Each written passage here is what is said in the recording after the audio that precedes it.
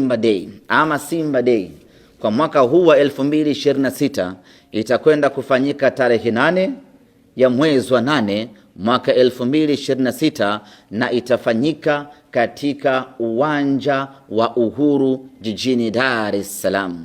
Baada ya miaka mingi kupita, tamasha likiwa limeanzia kwenye uwanja huo miaka 18 iliyopita, na sasa tamasha linarejea tena kwenye uwanja Uhuru, uwanja ambao ndio ulioasisi tamasha letu la Simba Day.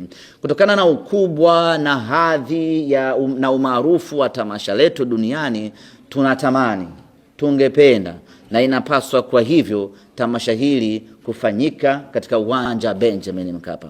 Lakini sote tunafahamu ya kwamba uwanja Benjamin Mkapa upo katika marekebisho na matengenezo. Under so circumstance, sehemu pekee ambayo inasalia yenye hadhi ya kufanyia tamasha letu hili ni uwanja wa Uhuru. Hivyo basi, wanasimba kuanzia hivi sasa wanapaswa kufahamu na kuelewa ya kwamba tamasha lao pendwa litafanyika katika uwanja wa Uhuru. Tayari tumeshafanya ukaguzi katika uwanja huo, tumeshapokea maelekezo kutoka kwa viongozi wanaomiliki uwanja huo ya kwamba uwanja wa Uhuru unakidhi kabisa kufanyika kwa tamasha letu la Simba Day. Tamasha letu la Simba Day mwaka huu litatumika vile vile kuadhimisha miaka 90 ya Simba Sports Club. Tangu kuanzishwa kwake Simba Sports Club mwaka huu wa 2027 mnyama anatimiza miaka 90. Kwa hiyo haitakuwa tu tamasha la kawaida, lakini litakuwa tamasha ambalo linabeba ujumbe halisi wa miaka 90.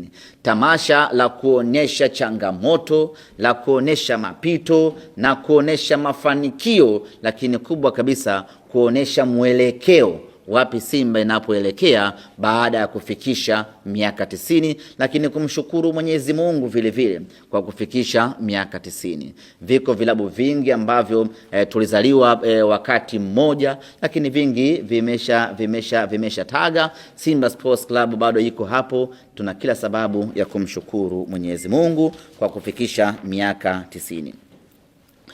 Kuelekea kwenye Simba Day yetu, utaratibu ni ule ule na haya ni maagizo.